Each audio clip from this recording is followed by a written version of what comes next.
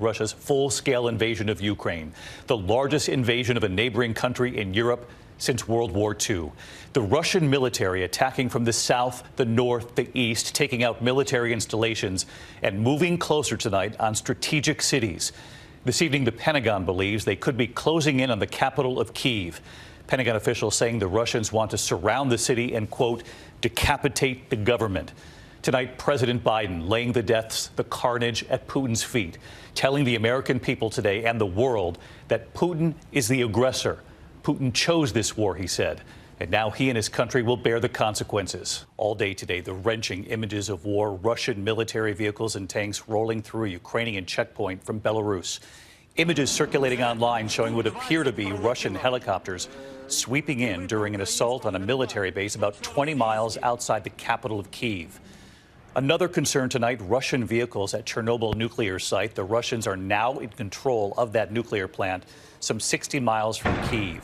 Of course, the site of the world's worst nuclear disaster back in 1986, and where there are still vast amounts of dangerous nuclear waste entombed there. Despite Russian claims tonight, reports of some missiles striking civilian targets falling on this neighborhood near the capital. And in Ukraine's second largest city tonight, Ukrainians now taking shelter in the subways in Kharkiv. Parents with their children huddling underground now for safety. Some asking, what does Putin want? Still unclear why this is all happening. The scene at bus and train stations tonight, the desperate attempt to get to safety, and world leaders are already warning tonight of a refugee crisis now looming. President Biden meeting today with his national security team and a virtual meeting with G7 leaders. The president then addressing the American people on Russian banks, the sanctions tonight, and moves to limit exports to Russia. The president saying our allies are in full support of these new sanctions. Moments ago here, I spoke with Secretary of State Blinken. I asked him why not sanction Vladimir Putin himself? And what are they seeing right now around Kyiv? Does the Biden administration tonight believe the capital will fall in the next 24 hours? But we're going to begin tonight with our senior foreign correspondent Ian Pannell on the ground in Kyiv. Again tonight. Russia unleashing a brutal military assault on Ukraine, invading this vast nation from the north, south and east. The attacks seen in videos posted online from inside Ukraine. After bitter fighting, Russian forces now reportedly in control of Chernobyl, the destroyed nuclear plant just 60 miles from the capital Kyiv. US military sources say they believe the Russians are driving on Kyiv to surround and, quote, decapitate the government there. We saw fighter jets flying over the city this morning as emergency air raid sirens wailed. A large number of Russian helicopters seen on social media posts attacking a military base less than 20 miles from the center of the capital, triggering a pitched battle. The Russians launching over 160 ballistic missiles and rockets on military installations across Ukraine, but also reportedly hitting some civilian targets. Here, an enormous unexploded rocket's lodged in the ceiling of an apartment building in Kharkiv, close to the Russian border. And here, a jet missile wedged into a damaged road. Intense fightings reported around Kharkiv, and thousands have been forced to shelter in the subways. Columns of Russian tanks and armoured vehicles are reported to be still pouring across the Ukrainian border tonight. Swarms of helicopters flying in low over the countryside, creating panic and terror for the people living there. Even so, military sources say less than half of Russia's 150,000 troops have entered the country. But they're now facing off against a Ukrainian army of 250,000, but that's less sophisticated and powerful. Europe hasn't seen an invasion of this size since World War II. Martial law's been declared across the country, and all men of fighting age and reservists are being mobilized. The capital's now under curfew, and like other major cities, roads were jammed today, with people trying to flee from the onslaught. There have been massive lines at gas stations, and residents desperate for cash are lining up for hours at ATMs. Three friends, all from Donbass in eastern Ukraine, in Maidan Square, where Ukraine turned its back on Russia in its 2014 revolution, showing support for their country. We are not afraid. We are ready to defend our country. Marichka Podolko is a morning news anchor in Ukraine. Tonight, her husband's at war and her children hiding in safety in the West. I think that's the worst scenario that we could expect. I never expected it to be so bad, but I never expected Ukraine to be so calm and strong. Шановні громадяни України. Ukraine's President Zelensky trying to rally his country tonight, but acknowledging their losses. Officials say at least 40 Ukrainian service members have been killed, as well as dozens of civilians. Zelensky saying the fiercest fighting is in the south, where Russians are advancing from Crimea, adding that some Russian soldiers have been captured. Around the world, the Russian offensive is being condemned. The Pentagon tonight saying it'll now deploy 7,000 more US troops to Europe. President Biden met with his national security team this morning and said the world will hold Russia accountable. Putin is the aggressor. Putin chose this war, and now he and his country will bear the consequences. But Biden didn't sanction Putin himself, choosing instead new penalties on 4 more Russian banks and some of the country's elite.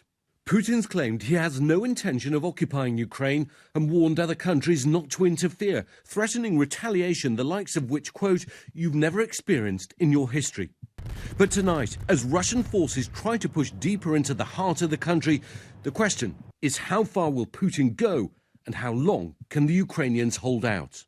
And so let's bring in Ian Pannell from the Ukrainian capital again with us tonight. And Ian, I want to get to the news breaking as we're on the air tonight. President Zelensky speaking this evening, saying that Putin has made him a target. And what do we know about this ongoing battle outside Kyiv tonight? Yeah, that's right. President Zelensky saying that he is target number 1, his family now in hiding. And this battle is critical because it's only 20 miles northwest of the capital.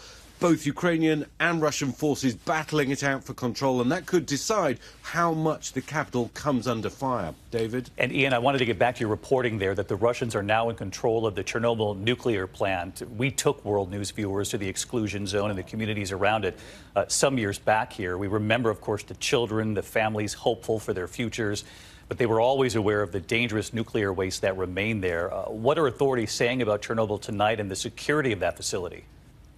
Yeah, I mean, the fighting around Chernobyl certainly raising concerns about the potential for some kind of disaster. But tonight, despite reports that it has fallen into Russian hands, the authorities are insisting that those nuclear facilities are safe and secure. David? Ian Pannell leading the way with our reporting again tonight. Ian, thank you. And just before we came on the air this evening, we asked Secretary of State Antony Blinken why the U.S. hasn't sanctioned Putin directly, what they're seeing just outside Kyiv right now, and is there a chance that Vladimir Putin goes beyond Ukraine? Secretary Blinken, thanks for coming on again tonight. We heard the president list these new sanctions today against several Russian banks, among other steps being taken. The president also said direct sanctions against Vladimir Putin himself are still on the table here. You've got Putin invading Ukraine from the north, the east, the south, ignoring all calls from the U.S. to stop. So why is the U.S. not sanctioning him right now? Well, first of all, David, the sanctions that we've taken, not just us, in coordination with European partners and allies, are going to have severe consequences on Russia. Some immediate, some that play out over time. We've taken 10 largest financial institutions holding about 80% of Russia's banking assets, can't do transactions in dollars or for the most part in euros. The ability for Russia to raise money on international markets, we're taking that away. Their ability to import the technology necessary to modernize their economy, to put into critical industries like defense, like aerospace, that too being taken away. And this is going to have a very significant impact. Now, having said that, as the president said, other things remain on the table. If they continue to escalate, we'll have the ability to do the same thing. Is there any sign here, though, that Putin cares about these sanctions? The threats don't appear to be working so far. You know, sanctions have an immediate impact. We're seeing that in terms of Russia's currency, in terms of its markets. But the impact is really felt over time as, again, it spreads across the economy about their ability to raise money, to conduct transactions around the world. That will be felt more and more and more over time. So if this continues, the pain will continue, the pain will grow, and that's going to have an effect, too. But to be clear here, you are willing to sanction Putin directly if you have to? As the president said, everything's on the table, including that. I want to ask you about the fighting we know that's taking place at a military airfield about 20 miles from the capital of Kyiv.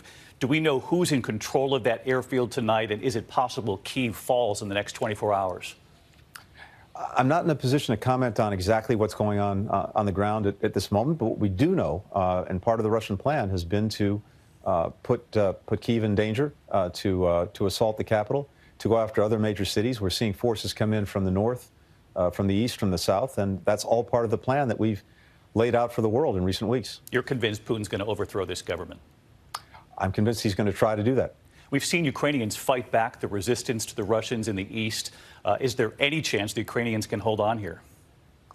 You know, one of the things that Vladimir Putin has done, starting back in 2014 when they first went into Ukraine, seizing Crimea, seizing a part of eastern Ukraine, is to totally alienate the Ukrainian people from Russia.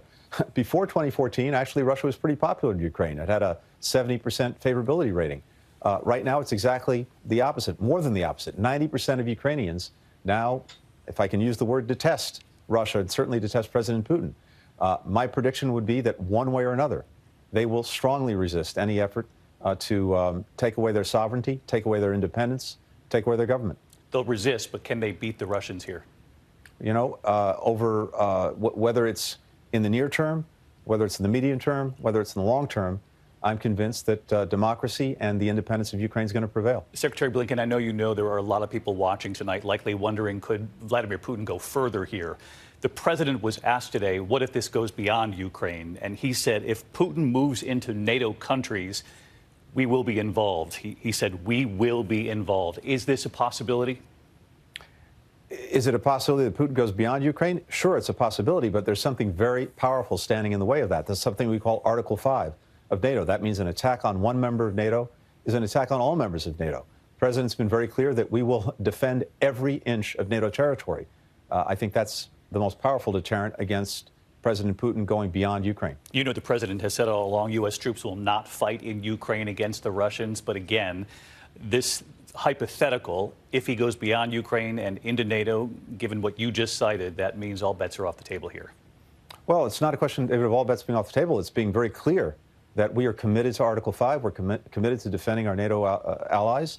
And if it comes to that, we'll do it. But right now, our focus is on Ukraine. Our focus is on trying to prevent President Putin from going even further. But it looks like he's going for everything he can get. And so we're doing what we said we would do all along. We're imposing massive costs. We're doing it with allies and partners. We're doing it together. We're doing it swiftly. And you've seen that already today. Secretary Blinken, we do appreciate your time again tonight. Thank you. Thanks, David. Good to be with you. Hi, everyone. George Stephanopoulos here. Thanks for checking out the ABC News YouTube channel. If you'd like to get more videos, show highlights, and watch live event coverage, click on the right over here to subscribe to our channel. And don't forget to download the ABC News app for breaking news alerts. Thanks for watching.